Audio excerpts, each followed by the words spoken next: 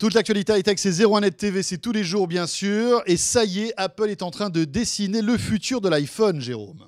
Uniformité, ouverture, interactivité. Apple a présenté hier iOS 8 et puis une nouvelle version de macOS 10 pour les ordinateurs.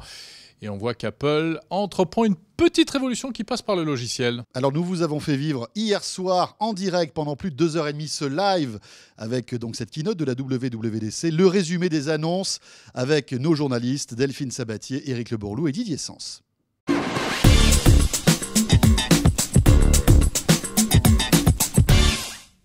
Bon Delphine, quelle est à chaud ta première réaction concernant cette soirée ? C'est pas si mal. Ouais, c'est pas si mal. Ouais, non, c'est pas si mal. En fait, il y a plein de trucs assez bluffants pour les développeurs. En tout cas, je crois que c'était un moment très sympa. D'ailleurs, on a vu qu'ils ont tous applaudi là où nous, on commence à décrocher. Et puis, sur iOS 8, quand même, il y a des choses assez sympas. On voit que c'est un système qui va être davantage ouvert. Et puis, il va y avoir plein de fonctionnalités qu'on aimait bien sur Android, qu'on va enfin pouvoir retrouver maintenant sur iOS. Et qui faisait défaut sur iOS. Il y a quand même un changement de philosophie. Et puis, il y a des vraies nouveautés très sympas à utiliser. Alors, ouais, on est un peu déçus parce qu'on s'attendait à tellement plein d'autres choses. Et de toute façon, maintenant, à chaque keynote, on est déçus parce qu'on attend. Il y a tellement le fantasme du web qui est là. Bon, on est déçus, mais... C'est vrai. Mais moi, je pense qu'il y aura d'autres annonces très vite à suivre parce qu'on voit toutes les possibilités là, qui... Ils ont ouvert la porte. Ils ont entrouvert la porte pour l'instant. Exactement. Que tout reste à faire. Ouais. À votre avis, il va y avoir d'autres annonces avant l'iPhone en septembre, Delphine ? Moi je pense, notamment là sur le kit santé par exemple, je sais pas si vous, mais on est quand même resté sur notre fin. Enfin, oui, c'était très rapide. Bon, alors ça va communiquer avec quelques applis d'hôpitaux qui auront le kit Health. Mais... Parler à Siri pour fermer les volets, Eric, c'est pas mal ça. Hein. Ouais, c'est pas mal. En tout cas, oui, c'est ce que disait Delphine. En tout cas, moi je suis. Bon, effectivement, il n'y a pas eu de matériel, mais bon, c'est une conférence développeur, c'est une conférence logicielle d'abord. Et effectivement, il y a eu pas mal de nouveautés sympas, à mon avis, et c'est ce que disait Delphine, effectivement.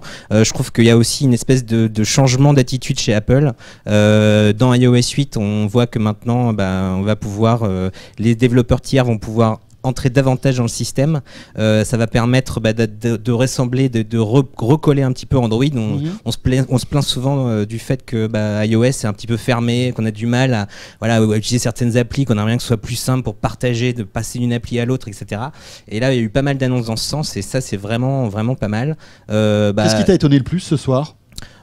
En fait, justement ça, en fait, c'est ça qui m'a étonné, c'est le fait de voir un peu ce changement chez Apple, de dire, maintenant, on va dire qu'on va permettre quand même aux développeurs d'appli d'utiliser, de créer des plugins pour Safari. Ça, c'est quelque chose d'assez surprenant, sachant qu'avant Safari était une boîte, auquel personne ne pouvait toucher, un sanctuaire. Ça, c'est vrai que ça c'est très intéressant. Et pareil, le fait qu'il y ait des widgets que des éditeurs tiers, des éditeurs d'appli vont pouvoir utiliser pour être sur le centre de notification, ça va être aussi très intéressant. On va voir, ça pourra faire des choses assez intéressantes quand ce sera effectivement bien implémenté.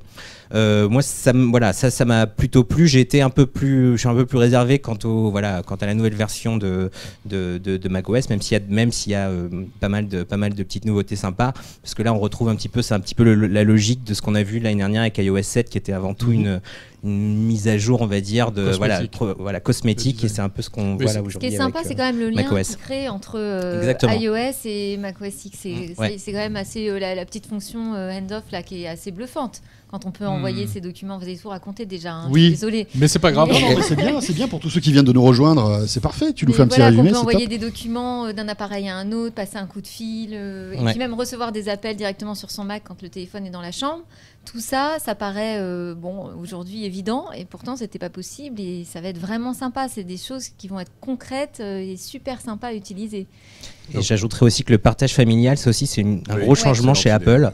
Effectivement, bonne idée. Et puis voilà, on va pouvoir partager un même contenu qu'on a acheté une fois sur l'App Store ou sur les différents magasins d'Apple avec plusieurs membres de sa famille. Même si ils n'ont pas le même compte Apple. On va partager, on va avoir une même carte bleue. Et donc c'est pratique parce qu'on va pouvoir partager un livre avec d'autres personnes personnes de sa famille. Alors moi je m'attendais pas à ce qu'Apple fasse ce genre d'annonce, honnêtement. Je trouve ça assez intéressant. C'est des grandes familles quand même, hein. 6 personnes. Hein. Voilà.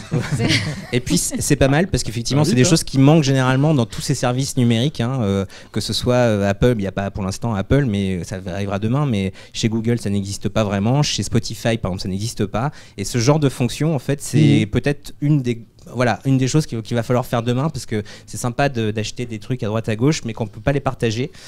C'est un petit peu embêtant. Donc effectivement, c'est plutôt très bien vu de la part d'Apple. Il y a autre chose moi, que j'ai bien aimé, c'est les fonctions de recherche. C'est-à-dire qu'un petit peu sur toutes les applications, le Spotlight il devient vraiment super intelligent. Enrichi, on a l'impression d'être dans Google Chrome. On peut taper tout dans la barre de recherche et y compris les conversions de monnaie, hein, c'est ça. Tout Internet. Et là, clairement, c'est un coup de canif à Google. La nouvelle version de Spotlight sur macOS, c'est clairement pour dire, voilà, ça peut devenir votre moteur de recherche principal.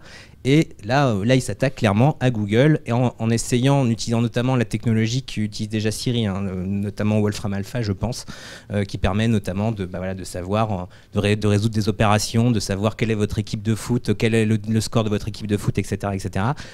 Ça peut permettre, ce Spotlight, de shipper quelques petites, pas grand-chose je pense, mais au début, en tout cas de dire à Google, on existe aussi sur la recherche, on peut en fait se positionner là-dessus.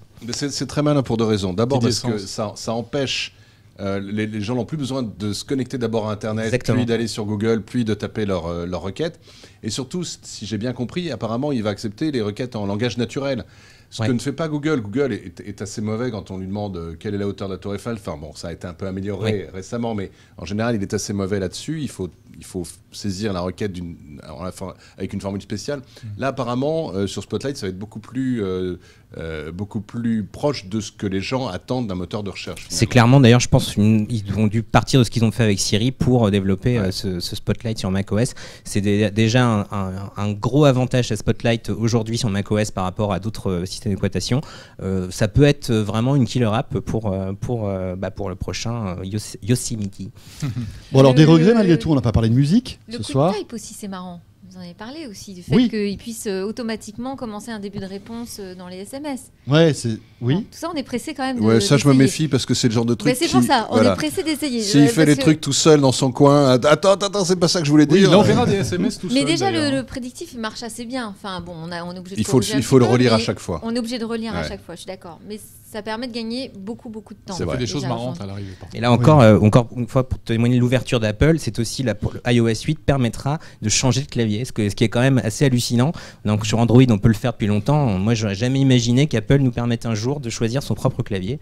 Voilà, ça arrive avec iOS 8. C'est un peu des concessions, effectivement, qu'on n'imaginait pas chez Apple. Non, c'est assez nouveau ça. Ils restent malgré tout en position de force, mais ils se sentent peut-être, quand même de plus en plus menacés par Android. Ouais, puis ça montre aussi qu'ils se disent peut-être que sur certaines parties de l'OS, ils ont peut-être l'innovation à regarder ailleurs, et peut-être qu'il faut profiter aussi de ce que font il y a aussi pas mal d'innovations sur le domaine des claviers en ce moment.